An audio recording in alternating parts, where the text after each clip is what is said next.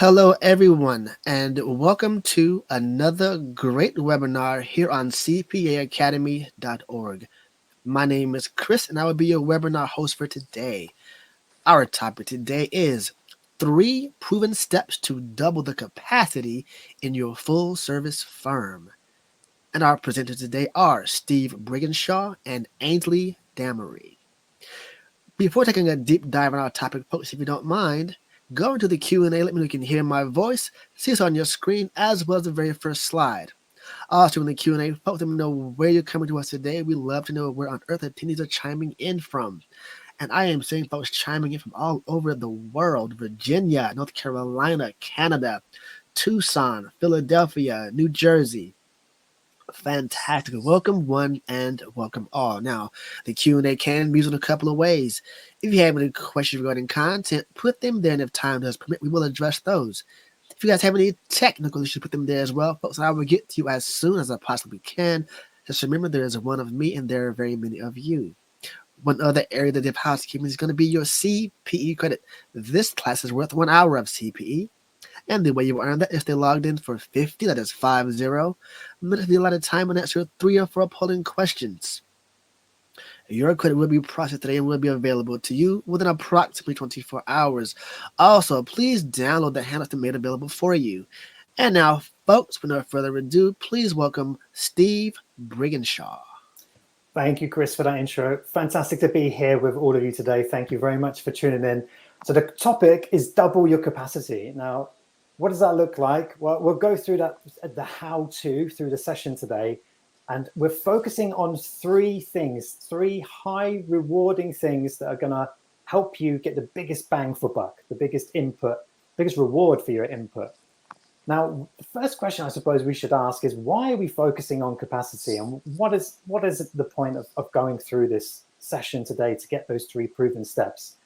And I don't know whether you've seen the statistics, particularly this year. 2024 has been a very, very interesting year for accountants in full service firms. And I think ongoing, it's going to be the same unless something happens. What we're seeing is 75% of accountants are overwhelmed with work, and 30% have insomnia caused by their work. And another study that we've seen with Advanced Track, they've shown that 88% have a work-life balance that is significantly impacted by their work, and 41% are actively looking to leave the profession. So it's staggering what's happening in our profession right now. And for full service firms, we're in a great place to actually make a difference, not just for our own team and for ourselves, but also for our business clients as well. So these 3 things are there to get you the biggest reward for your input, but they are the first step. So today is going to be that first step, those actions to get the ball rolling, because we all know that there's continuous improvement. And we're going to focus on how we can actually help you do that and move along in that progress towards where you want to get to with your firm. The first thing we need to get into, though, is who is this for? So as I alluded to in the introduction, it's for full service accounting firms. Now, don't worry, don't panic if you are not a full service accountant. These things will still be relevant to you, but they just may need to be tweaked slightly, but you'll still get huge benefit from the session today. Now, if you can put into the chat, it'd be really interesting to understand, has anyone here at any point in time ever said, I don't have the time? I just, you have a great idea or a great concept or something that you really want to do in your firm that you think will help. And then you say to yourself, no, that's great, but I just don't have the time. I'm jumping into the chat. I can see some things coming through. Absolutely. Who hasn't? Yeah, I can hold my hand up. I think so. I've done exactly the same. Well, you are in the right place, and we're going to work through that with you today. What it's all about, as we go through the session today, and really what we're doing helping accountants all over the world, is to help them build what we call an elite accounting firm. Now, this concept is about having the right team members, having the right clients, and also being in a position to really get the freedom and income and lifestyle that you deserve. So what the whole process we go through is making sure that the clients that you have are the right ones. They're the ones that want to buy from you and rave about you, and you become a magnet to attract them into your accounting firm. And for your team, you become a magnet for talent, that they love what you're doing and they spread the word, and they want to work with you. People are knocking down your door and wanting to work with you because you're doing things differently to everybody else. And then finally, as I mentioned, that gives you the freedom, the income, and the lifestyle, because you're able to finally charge what you're really worth.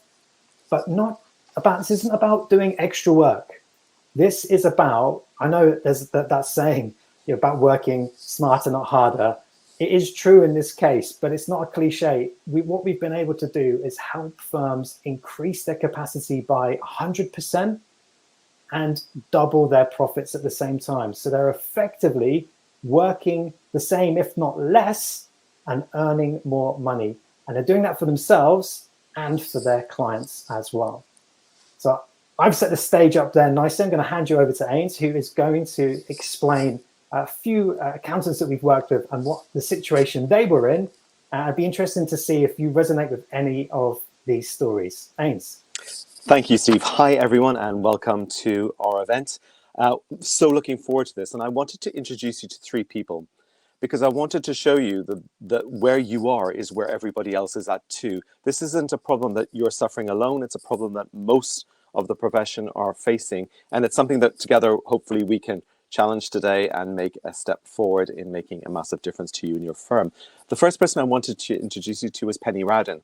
She's and her husband have an accounting firm, and they were doing far too much work without compensation across the entire firm, so across the board. So that was both in their accounts, in their bookkeeping, in their payroll sections and departments of their accounting firm. So they were doing way too much for the work for the pay, not getting paid what they truly were worth.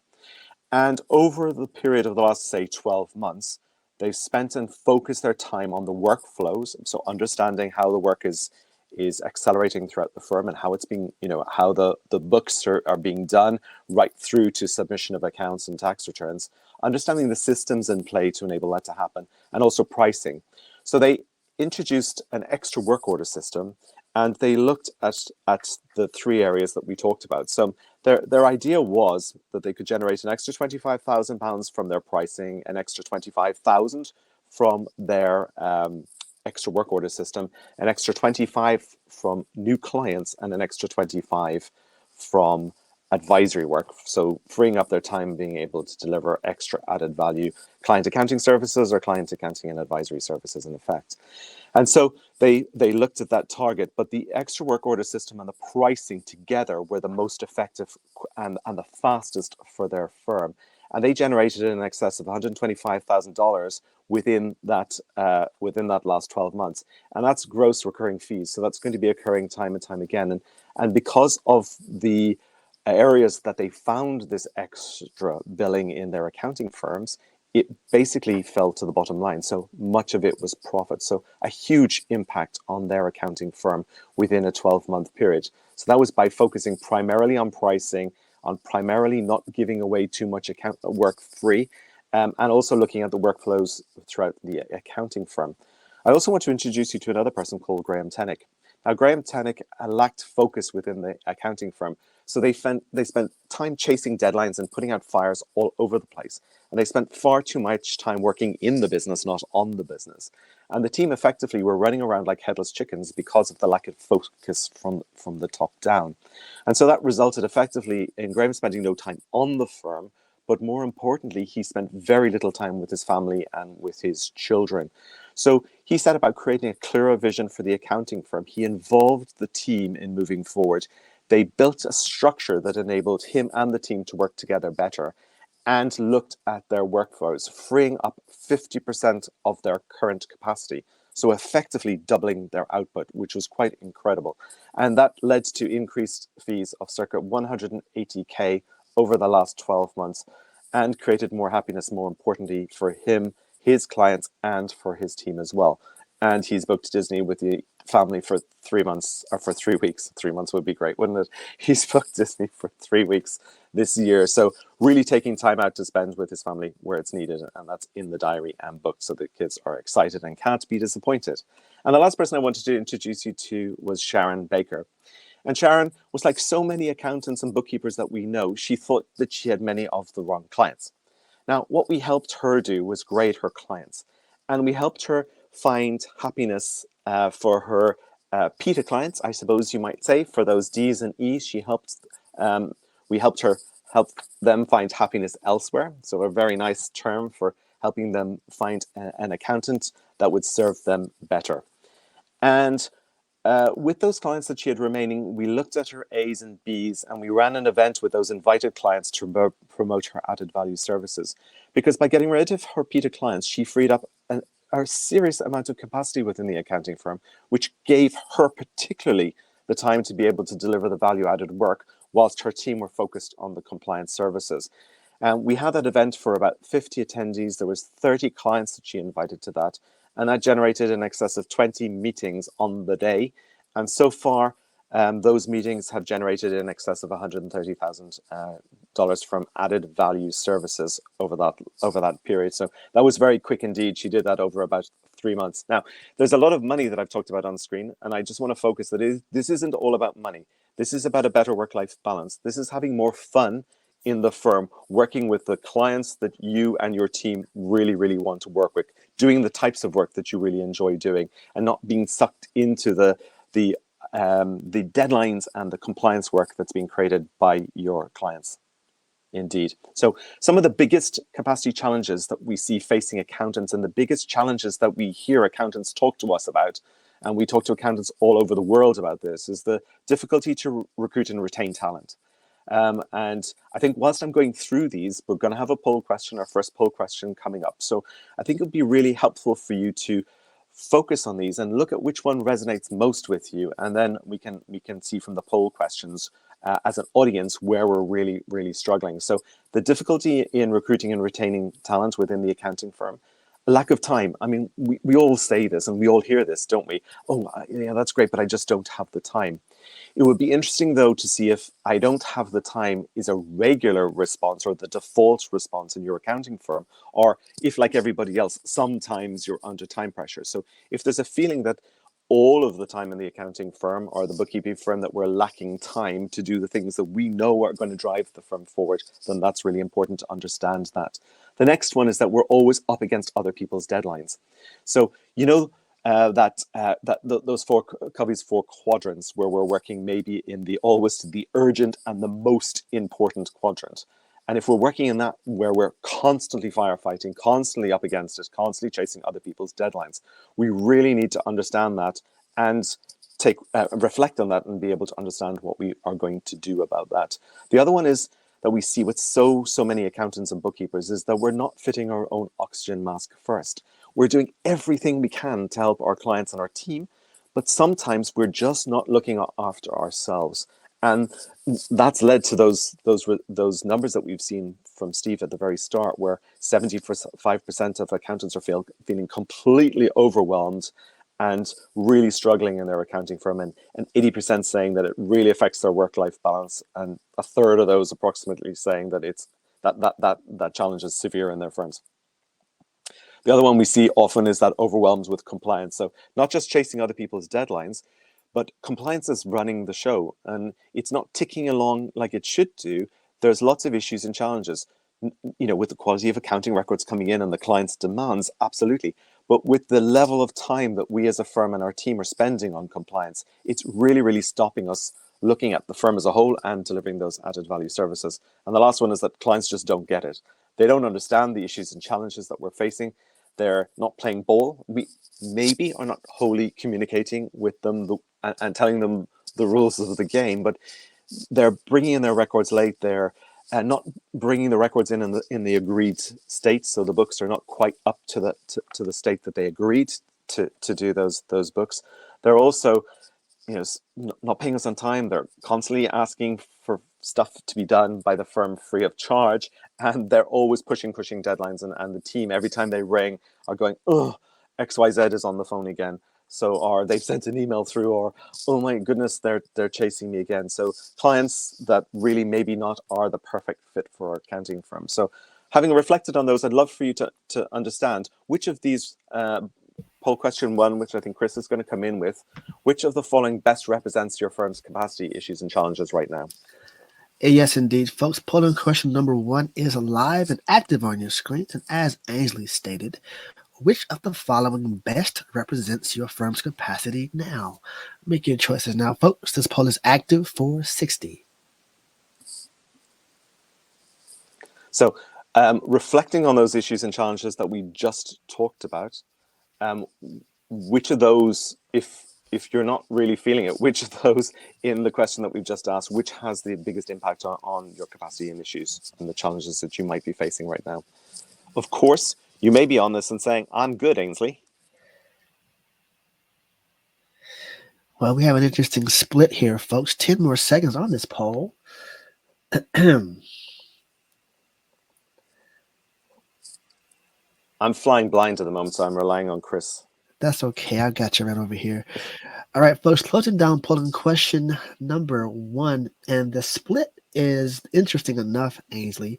29% of the attendees are saying we are over capacity most of the time, leading to overtime and weekend work. So there, the other ones are 23% are saying overcapacity during tax season only, and 25% are saying we are fairly balanced in terms of capacity and can easily get our work done. Wow. Wow, And okay. 22% are saying we are under capacity and actually need more work to fill the days. Evenly split all the way across, actually. Okay, well, that's interesting.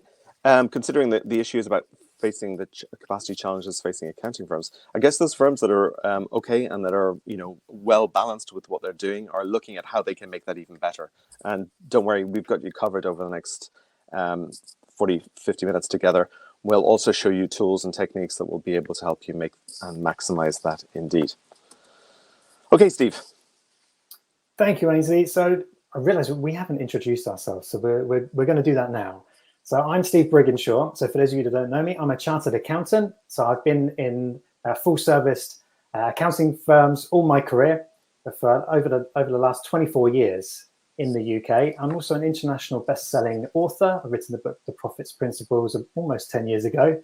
About 8 years ago it was. And that's written about, for business owners, how to build their ideal business, utilizing our skill, if you like, as accountants to use the numbers to be able to move to where they want to get to. Now, I've started, built, and sold 2 full-service accounting firms, and I was very lucky to win a few awards along the way. Before I did that, I made every mistake possible. So for those 29% and 23% of you, and even the 22%, I've been there and know what those challenges are like. Had some time with the 25% as well, so it's great to hear that people are here to continue to build on where they got to with a good, fairly balanced capacity. But I priced too low. I took on any client with a pulse. It's pretty much the same with team members. Didn't have robust systems and processes, but over time I was able to do that before exiting those full-service accounting firms. One of the things why I'm so passionate about helping business owners, and that's accountants too, in full service firms, is that my parents were business owners. In fact, I'm a 3rd generation business owner. And I saw as a child growing up the good times, which are fantastic when things are going really well with my parents' business, but also the bad times and how that impacted me as a child and impacted our family and also impacted my parents and their relationship. So for me, I don't want anyone else to have to go through that, those struggles that we had. So either lessen the struggles or to avoid them completely.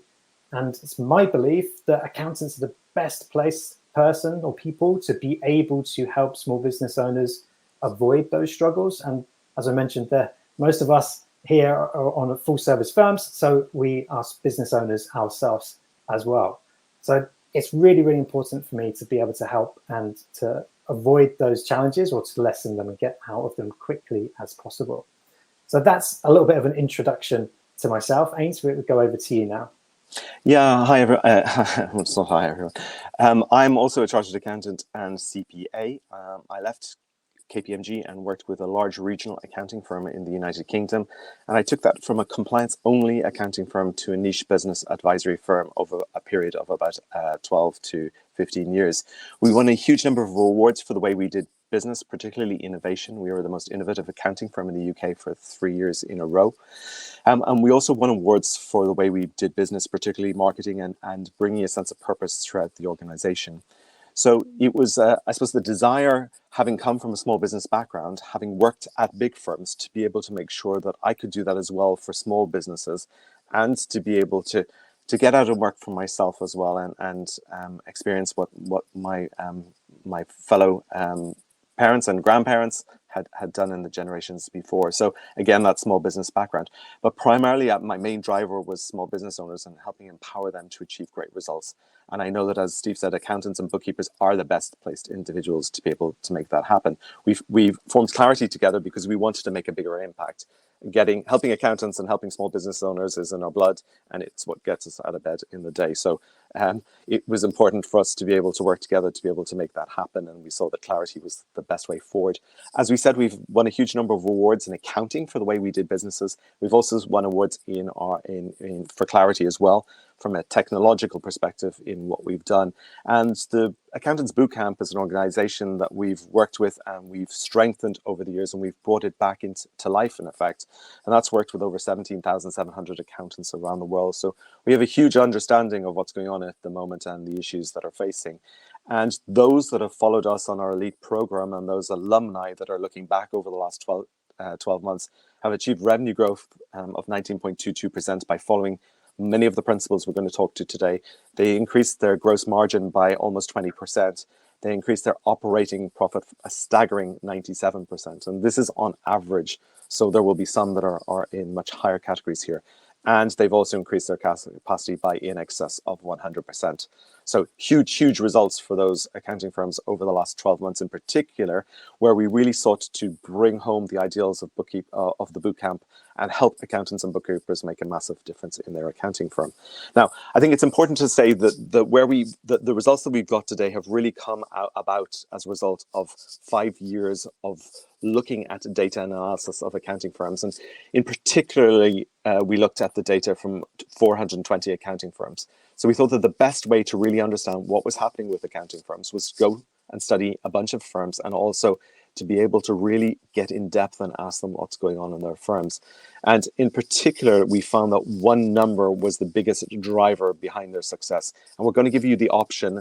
We don't have the time today to get into the nitty-gritty detail of that, but we're going to give you the ability to be able to answer some really simple questions, to be able to get a very detailed and powerful report that will help you and drive the firm forward on that one key number that really matters. That's revenue per employee, by the way. But from that study, we found the 3 biggest reasons why firms were struggling with capacity.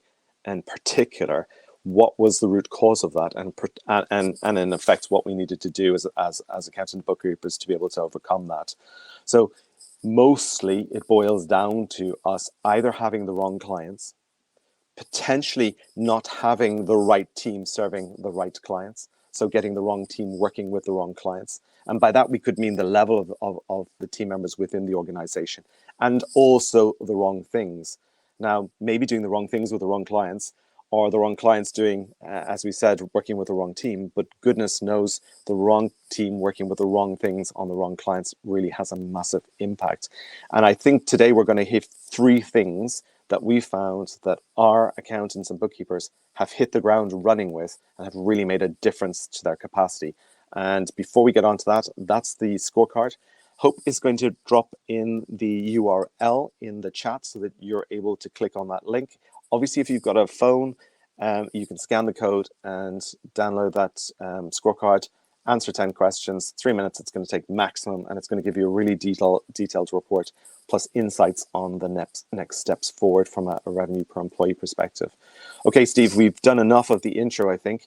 What I'd really like to hit the ground running with is these 3 areas that we want those accountants and bookkeepers to focus on, and particularly the how, because we go to so many events and we hear lots of people saying, oh, this is the way you should do it, and this is what I do in my firm. But sometimes as accountants, we don't know how to implement that, and we don't know what exactly they're talking about. Thank you, Ains. Well, let's jump in. First one is over-engineering compliance. Now, this comes in many different flavors. It could be your workflows, it could be your working papers, it could be additional checklists that go through quality control before the year-end accounts are prepared. When you're doing your year-end, but it relates to everything within the accounting firm that has a compliance angle. So tax returns to everything that touches the firm.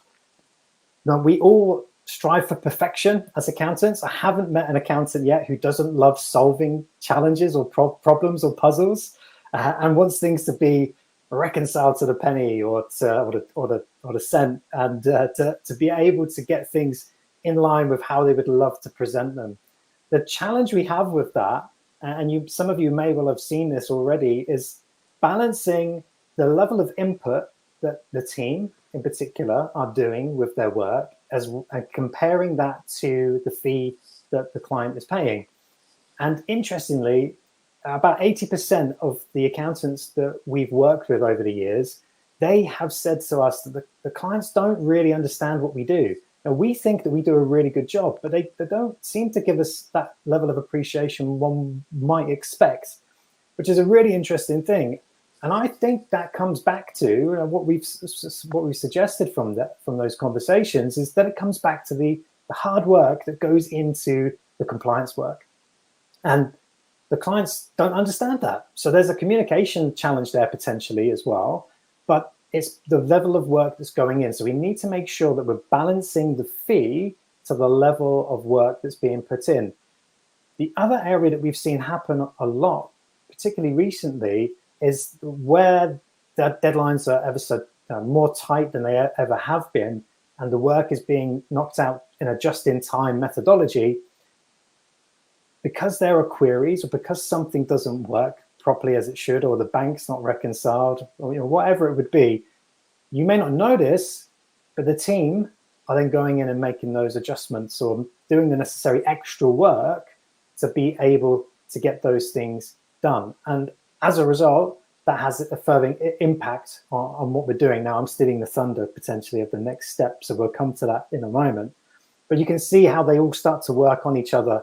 And when we do that, when we make these small changes, we're able to then make a massive difference because each of them are working and helping each other going forward. So it really is, it's about having your workflows slick and streamlined, taking out any unnecessary tasks and requests that need to be dealt with. I think one of the most important things as well with regards to this is checking the quality of the records as well, and making sure that what the client has agreed to provide, and that's the price point that they've agreed to work with you on, that's what actually comes in. Now, if you haven't got much capacity, it's very difficult to do, but we'll go through how three things in a moment that you can do to help strip things back. There's getting the workflows, the working papers in particular as well, whether you have a different set of work papers for smaller businesses compared to larger businesses as well. That's something else that we need to have a look at, and not just have the same. Just to share a story, there was a top accounting firm in the UK, so top 30 they were at the time of when we were working with them, and they thought they were preparing their accounts. In the UK, we say preparing accounts, and you say doing the books. So they were doing the books, doing their year end in 10 hours. But when they went to the team and actually looked at the data, they found that on average, it was 38 hours. So nearly 4 times what the leadership team thought it would be. And clearly there's going to be more time spent as well with regards to that, because that's just the average. So their working papers pack was huge. And they had, being a really big firm, they had a committee that looked after working papers, and every time new legislation comes out, they added more and more and more. Nothing was stripped back. So it's just being on top of that and making sure we go through that process. So 3 key things that you can do. So as I mentioned, review the working papers and your workflows and strip back anything that isn't there. So with regards to the size of the business, have a consideration for that. Do they need this level of assurance going through this process? What does your professional body say? That's something else that's really, really important. There's a big difference in most professional bodies. They'll give you the bare minimum of what's required, and then they'll also give you best practice. And us being accountants, because we like to do a good job, we tend to do the best practice, which of course takes more time, and potentially we're not being paid the right fee for that as well. So it's aligning the fee up to the work that we're doing, making sure that the client understands what's going into it and that they have a choice. Do they want, not that I'm saying, I'm not advocating that you do the bare minimum, because you need to work with your ethics and morality, but there's a sliding scale there for you and your team to be able to work through.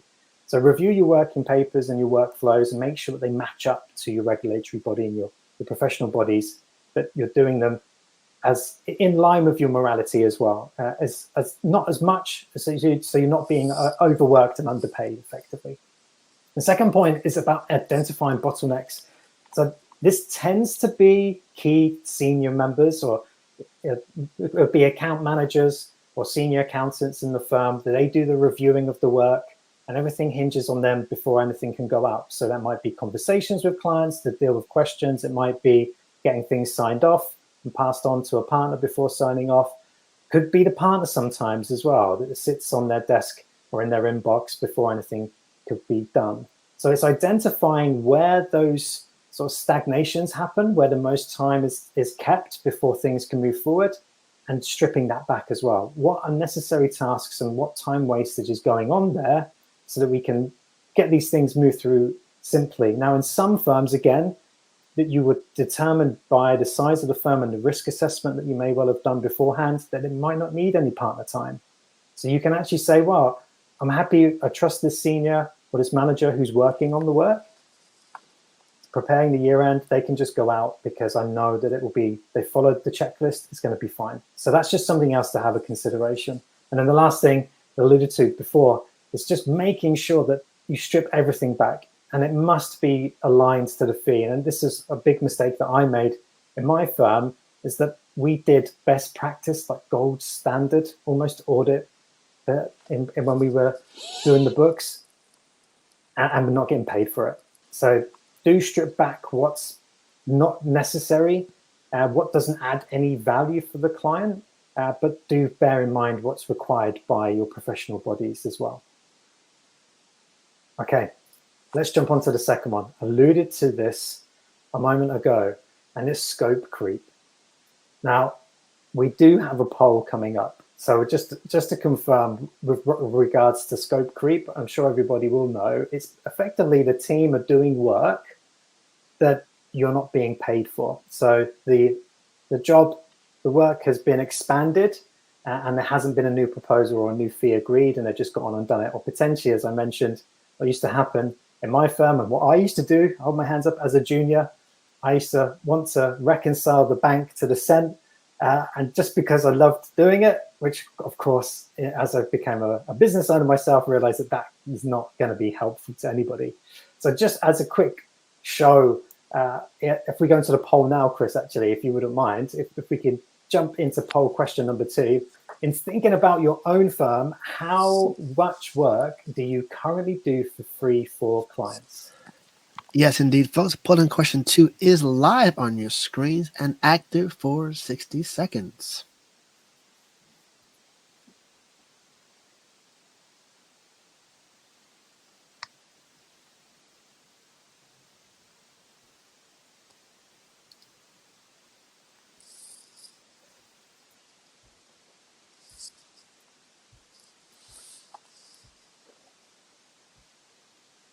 Remember, folks, if you have any issue with polls, please refresh your browser.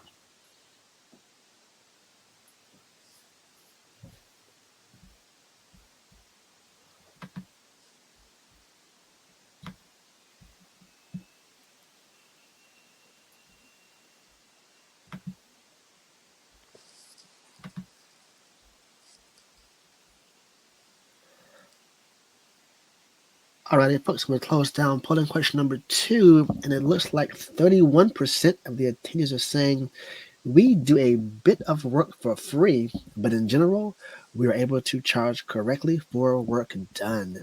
And that is your majority. A little over a third of the attendees are saying that, folks. Back over to you, Ainsley or Steve. Brilliant. Well, it's good to hear that a third are in a much better place than I was. I can see a question that's come in. How much scope creep cost your firm today? That's a great question. I didn't cost it as much, but I know that we were under a huge amount of pressure needlessly.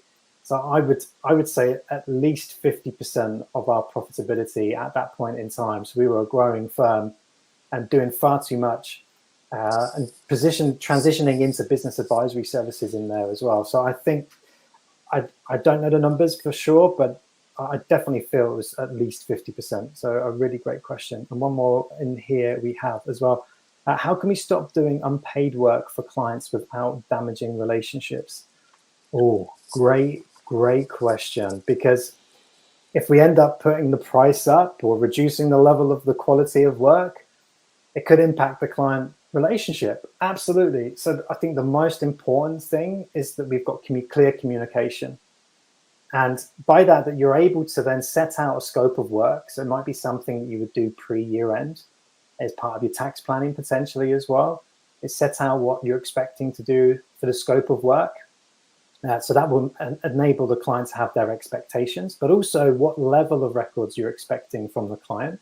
That would definitely help you as well. Then check to see that you've got that record, those levels of records, and can push back to the clients if they're not at the agreed level. And there's something else that we operate within our platform is what we call our before, during, and after process. Now, this is a process that Ainsley had in his accounting firm, and I wish that we had in mine.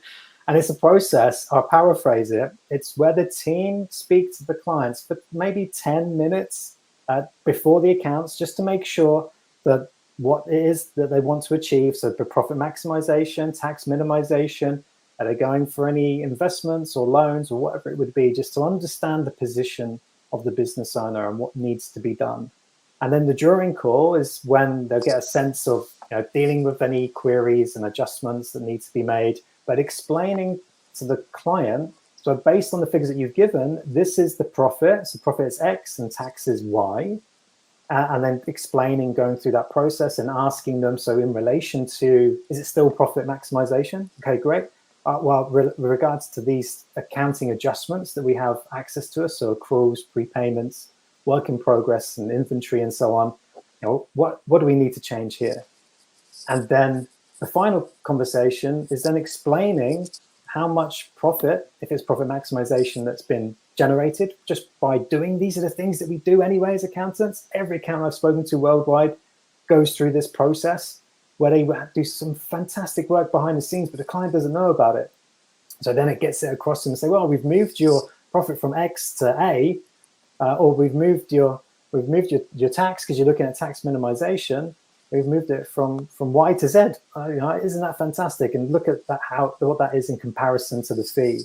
So it's a fantastic process to go through. So thank you very much for that question. Now, with regards to scope creep, there are three key things. I'm conscious of time, so I'm just going to jump in, and I'll look back in the chat and the Q&A in a moment. So the most important thing I alluded to already is the communication. But you need to look at it from a team perspective. So not just clients in terms of managing their expectations, but we need to educate and communicate with the team what scope creep is and understanding what's inside and outside of scope. And again, what Ainsley had in his firm was if you're not sure, the default is that it's outside unless you can show me otherwise. And now we have fantastic software. It allows us to have the scope on one piece of paper, so you can see exactly what's included within. And if not, then I'm sure that you've got a list somewhere that will explain what it is that you've agreed, the proposal that you've agreed with the client of what work you're going to do. So that the team can then go back to that and see. So it's bringing the team with you. And if you're a team member, it's enabling everybody, empowering everyone within your team to be able to understand what is inside and outside of scope. And then once you've done that, it's having that moment to say, oh, this is outside of scope, and identifying those gaps. What is it that keeps happening? As an example, again, with my firm, the mistakes that we made is that we would just do the work because we were up against the deadlines.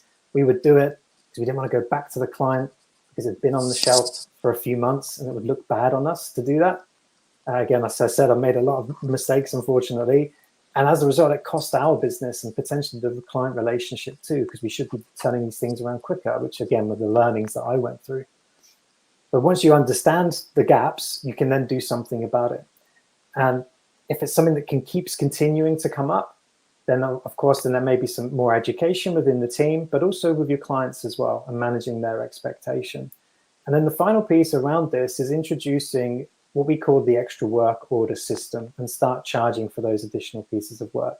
So your team can have a pad on their desk, even if you're paperless, as we recommend, and they can write down every time that they identify some additional work that's outside of scope, and have the confidence to say to the client, oh, that's really great that we would love to help you with that. That's not currently within inside our agreed scope. If we were going to do that, it would be X dollars to help you. Would you like us to get started? And then they can have that conversation, and the client might say, oh, I don't know, I didn't expect you to pay anything more. And you can say, oh, that's no worries. Well, then you could have the option of doing your work yourself and then bringing it back to us after that. So that it's not forcing the client to pay more, but it's having that two-way conversation and pushing back, if you like, on those boundaries to make sure that your team aren't doing work that's outside of scope, and that they're able to then charge for that. And then that's how we're able to add to the profitability of the accounting firm, because let's face it, this work's already being done. So now we're actually getting paid what we're really worth for enabling that to happen. Yeah, thank you, Steve. I think when firms have timesheets in place, and that's certainly how KPMG would have managed scope creep and engagement creep, would have been the chargeability and recovery on timesheets and time being spent on for clients. And I certainly know my accounting firm was the same, where we were told by all the best practice and influencers out there to not record time anymore, and that timesheets were never going to give the truth, and therefore don't do timesheets. It's really, it doesn't help the morale of the team. And when you remove timesheets from your accounting firm, it becomes really, really difficult to understand where the scope creep is really going in your accounting firm. Now, I think without timesheets, as an accounting firm ourselves, because we did get rid of timesheets, we found that phone calls were probably one of the biggest distractors for the team. And so it was maybe not that they were doing extra work free, but that they were being constantly interrupted during their working day, and that impact was, that was having a massive impact again on everything that they were doing within the firm. So it was having an impact on doing the books. It was having an impact on putting up and putting down work all the time. So it's really important that we understand, if we don't have timesheets, where our team are spending their time. And if we do have timesheets, it's an important element to measure and monitor what the recoverabilities on those timesheets are. So I think it'll be a big difference for scope creep on those firms that don't have timesheets, and I think a big challenge to be able to hit. Yeah, and a great point there. And Debbie mentioned, Ains, as well, that just a quick tax question, or just a quick question. There may be a quick question for the client to ask, but it's not necessarily a quick answer. As we know, we may need to go away and research and find out things, or we've got the knowledge that we've built over 20 years to be able to answer it quickly, but it's still valuable to the client. So we need to look at it from a pricing perspective like that as well. Great. And I think I just wanted to mention one last thing on that point, was that as accountants, we are people pleasers. And so my team were desperate to give the best service they possibly could to all of their clients. Now, that might sound, of course, Ainsley, we want to give the outstanding and best service to all of our clients, but not every client is created equally, and helping the team understand that will have an impact on scope creep. So with that said, I think let's move on to that unclear client selection criteria point, if you don't mind, Steve. Yes, please. Okay. So client selection criteria is one of the biggest determining factors in the success of your accounting firm. And not having that clear client selection criteria can have a massive impact on your bottom line. Now, not just on your bottom line, it can have an impact on the time that you're spending with your clients. It can have an impact on team morale, and it can have an impact on the level of work that each member of the team is able to do as well. So really, really massive area in accounting firms, and one that we really need to get into. I think what I'd like to share with everybody today is the 22-25 rule, because in reality, most of us are used to the 80-20 rule. And so, maybe 20% of our clients generate 80% of our revenue, or 80% of our clients may not be fantastic or, a wonderful fit for the firm, but at least they're generating 20% towards our overheads or something similar. And I think the 80-20 rule kind of helps us maintain the status quo a little bit, in that I've got some clients that I know we need to do something with, but in reality, they're bringing in some cash and they're contributing towards our overhead. So I'll just leave and make that decision at a later time about what to do with those. What I hope to introduce you today is a rule that I think will maybe shift that in your mindset. I hope so. When I first saw it, it was something that really, really, I suppose, stopped me in my tracks and made me look at how we as a firm were grading our clients and how we were actually treating the different grades of clients within the firm. And so this is the 2225 rule, and it was, I think, found by Kaplan and Cooper, those great management gurus over the years. They uncovered it in an insurance business. But this has been studied in accounting firms, and I know particularly in firms in both the US, Australia, and in the United Kingdom, where that rule has come out somewhere along the lines of 18 or 19, 227. So close to the 2225 that really not worth getting stuck up on the actual numbers. But the 2225 rule is something that's really, really important for all of us in accounting firms.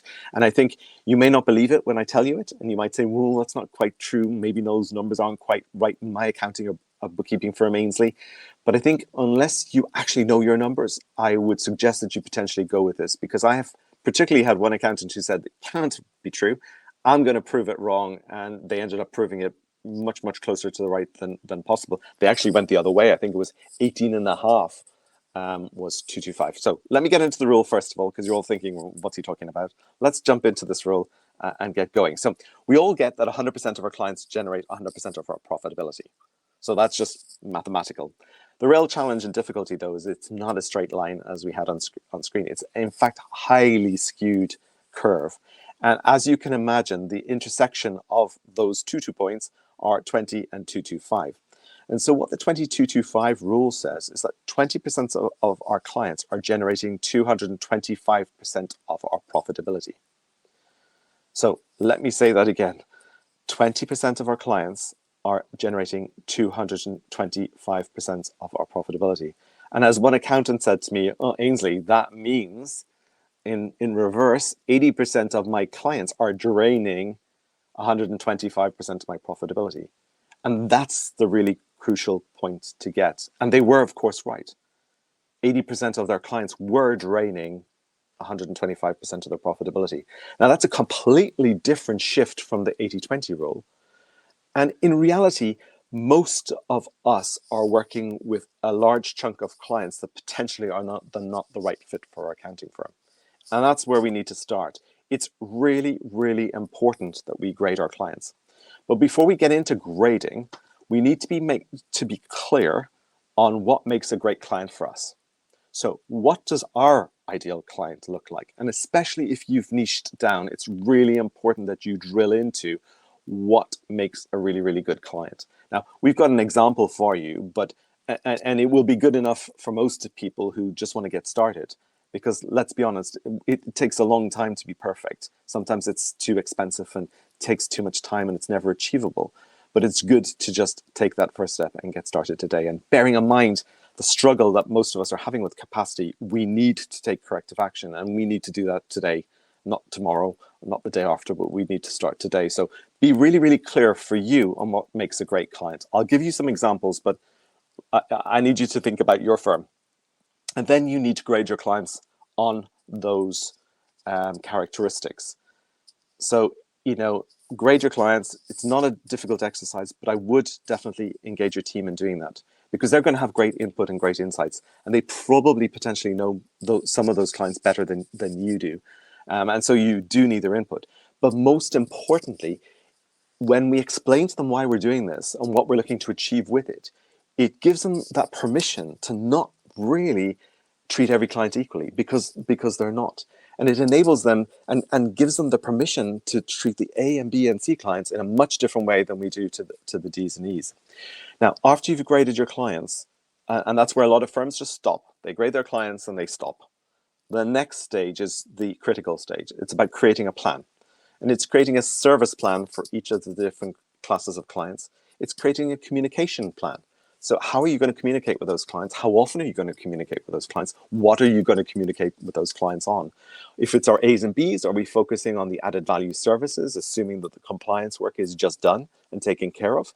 Or for our C's, are we maybe helping them be more efficient and effective in doing that compliance work? And for those D's and E's, how are we going to have those tricky conversations about helping those clients find happiness elsewhere? So really, really important that communication plan is in place. We also need an upserve plan. So this isn't about selling necessarily, because as accountants, generally, we're not great salespeople. This is about how do we serve our clients best? How do we help them maximize their potential? And what do we need to do to be able to help them take the services that we know they need that are going to help them in the long run from our accounting firm? So that upserve plan, that find happiness elsewhere plan. So that's a number of ways that we can do that. We can either write to the client and explain to them there are 3 accountants locally that might serve them better. We might also want to just move that chunk of fees to another accounting firm. And they, what might be your D's and E's might be somebody else's A's and B's, and you can come to an arrangement about those fees or not. It's entirely up to you. There's a number of ways that you can do this. And whether you do this en masse or whether you create a list and you look at those sensitive clients and have a conversation with them and how you're going to plan that. So that's really, really important. And the last one that's really, really critical is that continuous update. So we need to update this on a quarterly or annual basis at worst case, but quarterly, really, really ideally. And in fact, if we've involved the team, then we can continuously update that throughout the year. So understanding the grade of clients and how we're going to contact those clients. I know accounting firms that have year on year taken a proactive approach to helping their D's and E's find happiness elsewhere. And they have reduced 20% of their client base year on year. And each year their revenue has increased, because that increased capacity has allowed them to spend the time they needed with their better clients.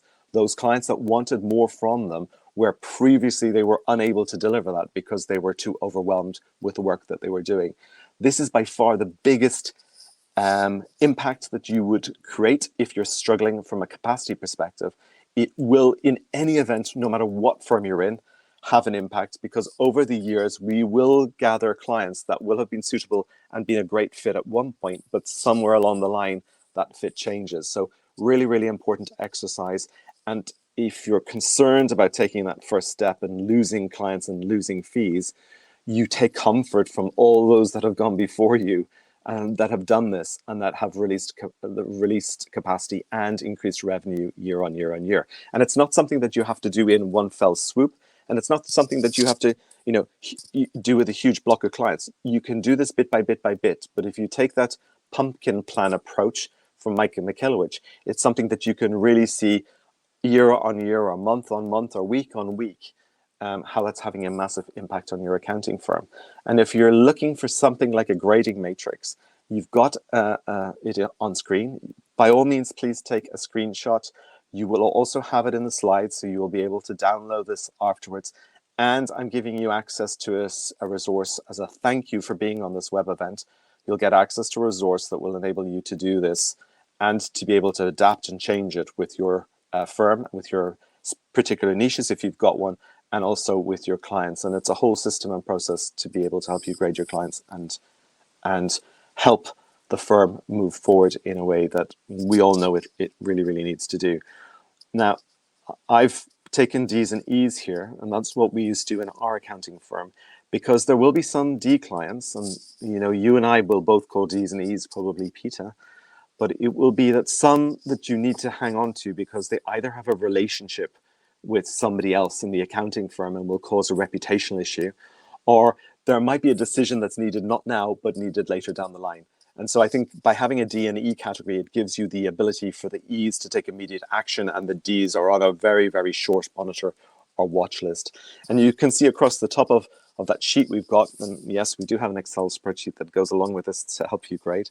Sometimes Excel is one of the great tools in accounting, and certainly for tasks like this to help us do this. But paying on time is one of those important categories. Are they paying the right fee? Do they have an attitude that we associate with? Do they share our values? Do we like them as a firm? And is their attitude, I suppose, in business as well? Is it like a growth mindset or a open mindset, or are they a closed mindset, or not prepared to listen to the help that we can offer them? Stability also is obviously critical. So we want to make sure that the clients going forward can pay for the services that they need to avail from us. That's not to say, of course, that we wouldn't work with clients that are going through difficulties, but by making sure that we've got a plan and we understand what category those clients fit into, it will match the service line that we're able to deliver. And the last one that I chose, which is particularly important for us, was advisory, which was, are they taking our clients' accounting and advisory services? Are they looking to take the next step with us? Are they looking for more than just compliance? And that was an important element in the grading of those clients. So hey, Ainsley, I'm going to step in right quick and launch poll 3 and probably 4 right after in the essence of time, but you can continue with your presentation. Folks, polling question number 3 is live on your screens and will be active for 60 seconds. And shortly after that poll, we will launch poll number 4. So back over to you. Thank you, Chris. Okay, Steve. Thank you very much. As you're going through poll 3, I think we can whiz through these slides, conscious of time. It's been fun spending this time with you all today, so thank you very much for doing that. I think just as a summary, what have we learned? Well, you don't need a lot of time to implement this. We've actually created a way for you to get more time by doing less and earning more money, which is a fantastic approach. There's nothing tricky or gimmicky. It actually does work, and we've seen it working with firms all over the world. Regardless of where you are on your journey, and thank you, there's lots of you in different places. It's fantastic to see that everybody's at their right place for their journey, and hopefully that you've taken something away today that will help you, that you can create the capacity and additional revenue as we've gone through that process, and that you have the framework to recruit and retain the team. So those that want to make a difference and those that want to work in the way that you work and with your culture, you can do that by following this process to get things lined up for you and deliver personal fulfillment, not just for your team, but also for yourself. And I'm sure there's a reason why you wanted to become a partner or a senior manager or start your full service accounting firm and bookkeeping firm. So this will allow you to be able to get back in touch with that and continue on. Now, something comes up sometimes, and Ainsley told the stories earlier of Penny, Graham, and Sharon, and sometimes people think, oh, that's okay for them, they're good, or that's okay for them, they're lucky. I think they're probably a bit of both, let's face it. So that they were good enough at that point in time on their journey, and they were lucky enough to find the right things to be able to work through those challenges in their full service accounting firm at the time. So please don't dismiss that this isn't possible for you. I have 100% belief this is possible if it's a challenge that you have right now, and over 75% of you are looking at getting more capacity and working through that process. Now, we say, don't we, the 3 big challenges we have: I don't have the time, the team are overwhelmed, and we don't have the confidence to change. Or what about this happens? What if Steve, that happens? Yes, go, Chris. Yeah. Just for the attendees, polling question 4 is also active, folks. Perfect. Go ahead and make your choices. Thank you, Chris. Appreciate that for you getting that live for us now. And I think that's the necessary next steps is so important, and nothing holds us back, that we're able to get through those challenges. And often it's our own things going on in our mind, or other things from our environment that have an impact on us. So hopefully today has given you a different perspective potentially, but also 3 things you can go away and implement today in your full service accounting firm and bookkeeping firm to help you take that necessary action. So Ains, back over to you just to wrap up with those final steps.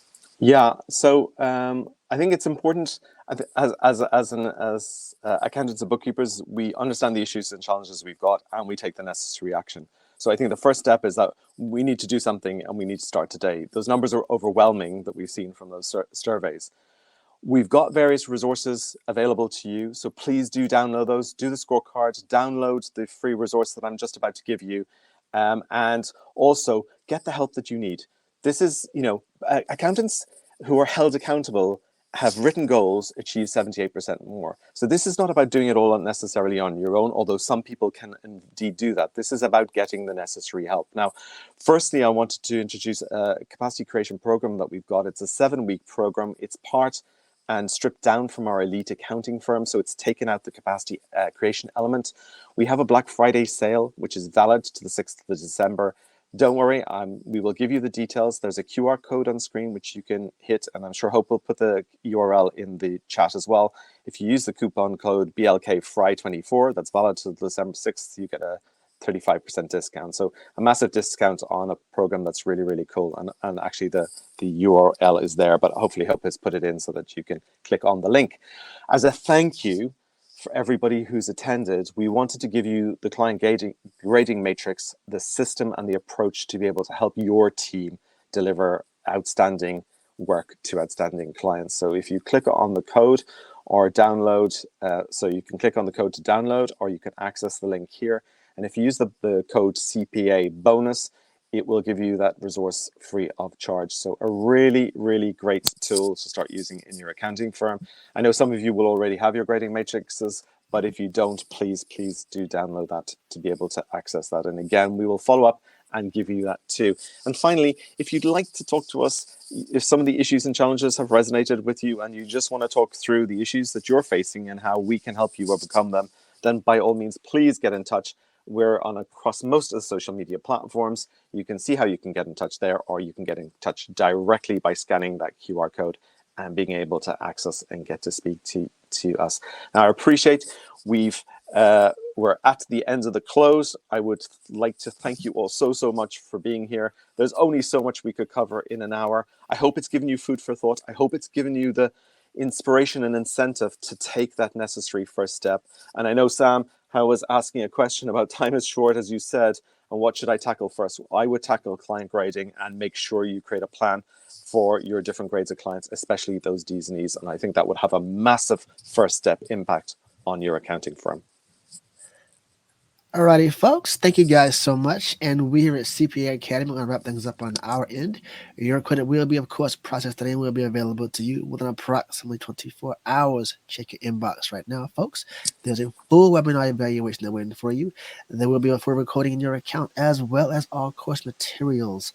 Thanks again for our fabulous presenters today, Steve Briggenshaw and Ainsley Damery, and for you guys for coming and spending time with us as attendees. We look forward to seeing everybody on future webinars, and please have a wonderful rest of your day. Take care, guys. Thanks.